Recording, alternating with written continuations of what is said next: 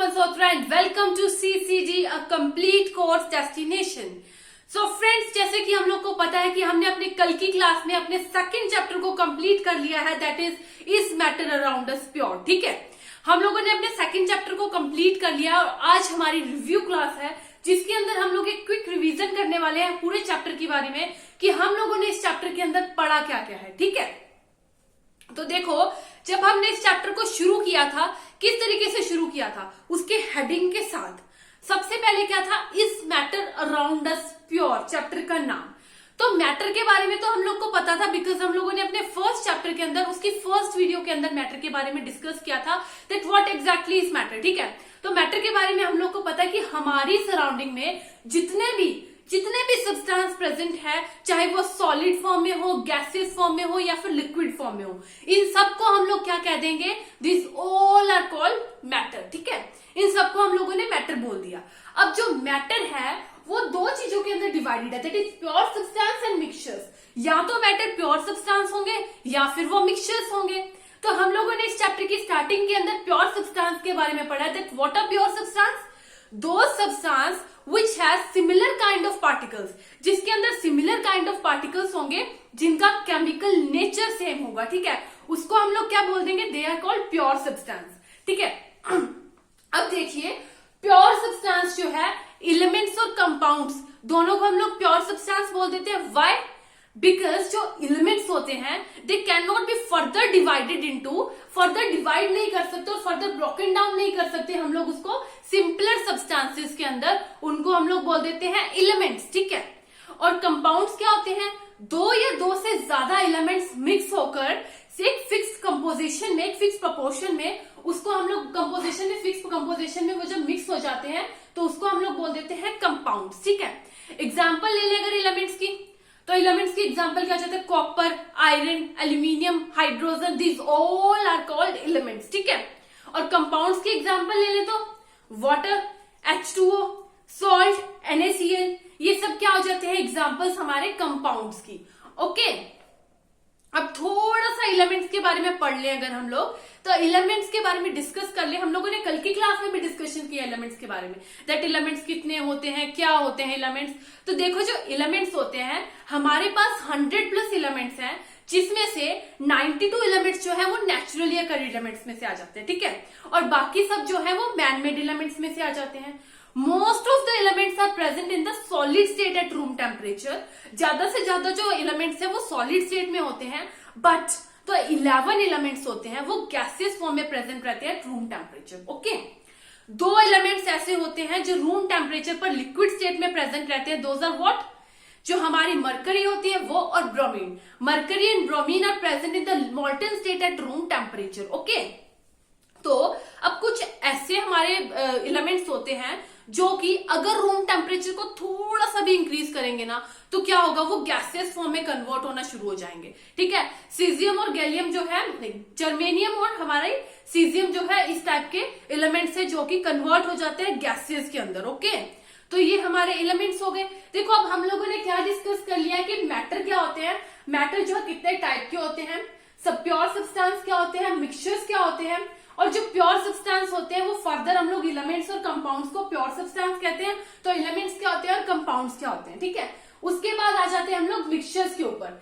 Mixtures क्या है, जब दो या दो से ज्यादा जो है एलिमेंट्स मिक्स हो जाए तो उसको हम लोग क्या बोल देते हैं, मिक्सचर्स. मिक्सचर के अंदर जो बहुत सारे कंपोनेंट्स होते हैं, दो या दो से ज्यादा कंपोनेंट्स हो सकते हैं, इसको हम लोग क्या कह देते हैं, मिक्सचर्स. मिक्सचर्स कितने टाइप का होता है, mixtures are of two type, that is homogeneous mixture and heterogeneous mixture.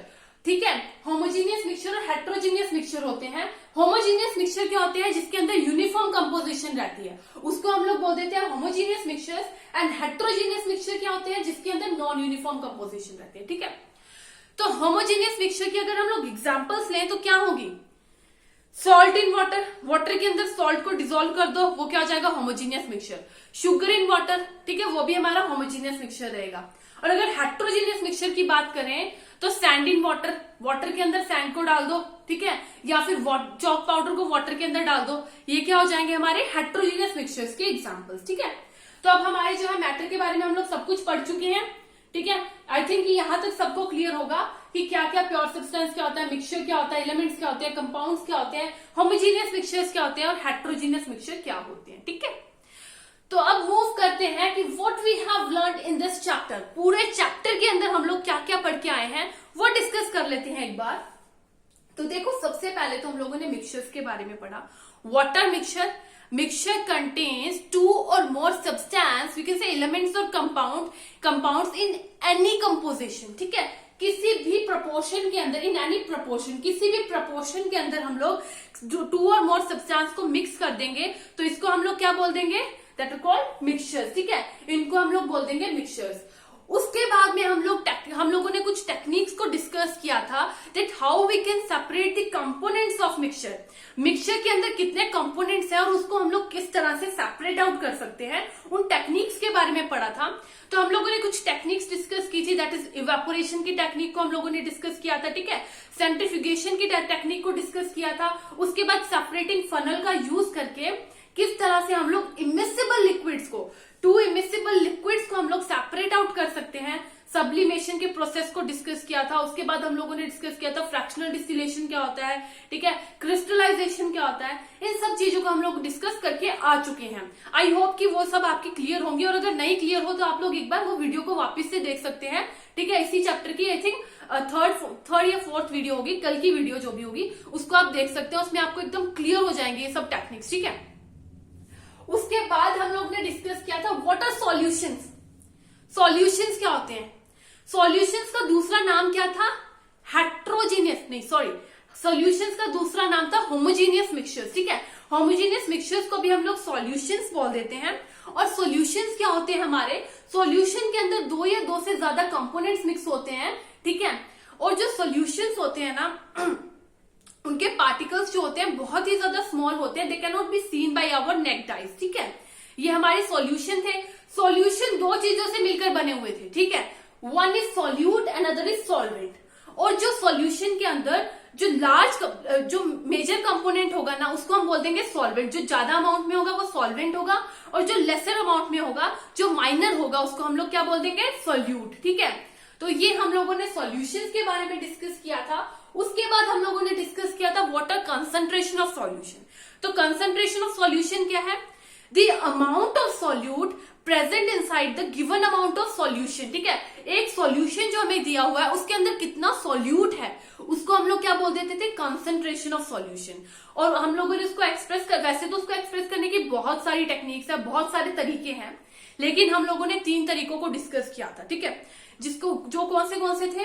That is mass by mass percentage of a solution. ठीक है, जिसका फॉर्मूला था mass of solute over mass of solution that are multiplied by 100। ये हमारी first तरीका था।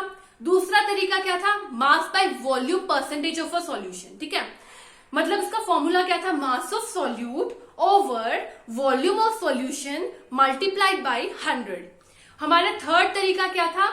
Volume by volume percentage of a solution. Volume of solute over volume of solution multiplied by 100। तो ये 3 फॉर्मूले थे, और उसके साथ ही हम लोगों ने एक न्यूमेरिकल को भी डिस्कस किया था। ठीक है, न्यूमेरिकल को डिस्कस किया था और हमने देखा था कि किस तरह से हम लोग कंसंट्रेशन ऑफ सॉल्यूशन फाइंड कर सकते हैं। ओके, उसके बाद हम लोगों ने डिस्कस किया व्हाट आर सस्पेंशन। सस्पेंशन क्या है? ऐसे मटेरियल्स जो कि सॉल्वेंट के अंदर अच्छी तरह से डिसॉल्व ना हो पाए, ठीक है, अच्छी तरह से डिसॉल्व नहीं हुए, जिसकी वजह से we can see them by our naked eyes. ठीक है, अच्छी तरह से डिसॉल्व नहीं हो पा रहे और उनको हम लोग अपनी नेक्ड आइज से देख सकते हैं। इसको हम लोग क्या कह देते हैं? सस्पेंशंस। और जो सस्पेंशंस होते हैं they are heterogeneous mixtures. Okay, तो ये हमारे सस्पेंशंस हो गए। उसके बाद में हम लोगों ने डिस्कस किया था कोलोइड्स के बारे में, दैट इज कोलोइड्स के बारे में।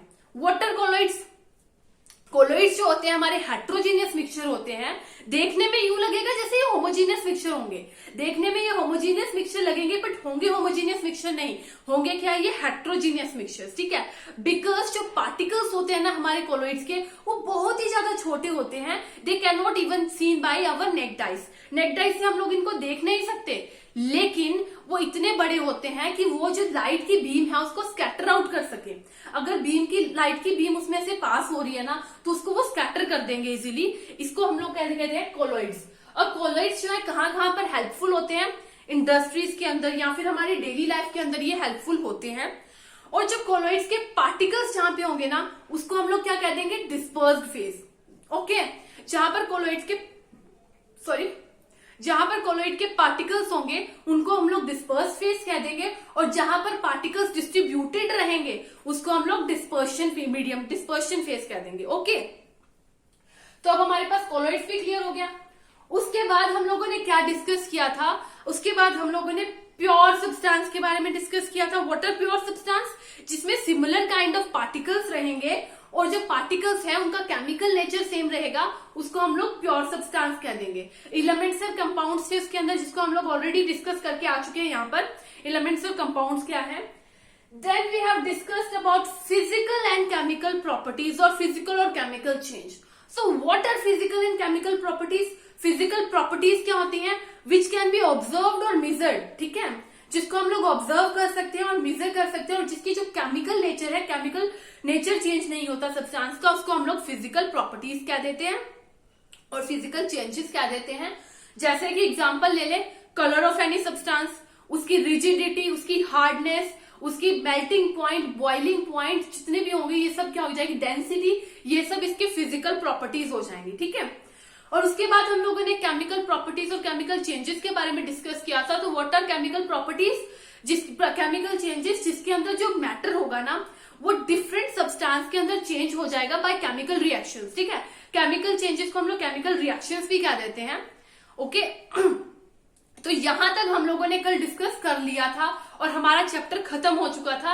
एनसीईआरटी के अंदर जितना भी कंटेंट दिया हुआ है ना वो सब हम लोग कब तक डिस्कस कर चुके हैं इस चैप्टर के बारे में। ठीक है, तो हम लोगों ने क्या जान लिया, मैटर के बारे में जान लिया, प्योर सब्सटेंस जान लिया, मिक्सचर्स क्या होते हैं वो जान लिया, उसके बाद डिफरेंट टेक्निक्स को जान लिया जिससे हम लोग मिक्सचर्स के कंपोनेंट को सेपरेट आउट कर सकते हैं। फिर उसके बाद हम लोगों ने क्या देख लिया, सॉल्यूशंस क्या होते हैं, सॉल्यूशन की कंसंट्रेशन कैसे फाइंड कर सकते हैं, सस्पेंशन, कोलॉइड्स क्या होते हैं, फिजिकल और केमिकल चेंजेस क्या होते हैं।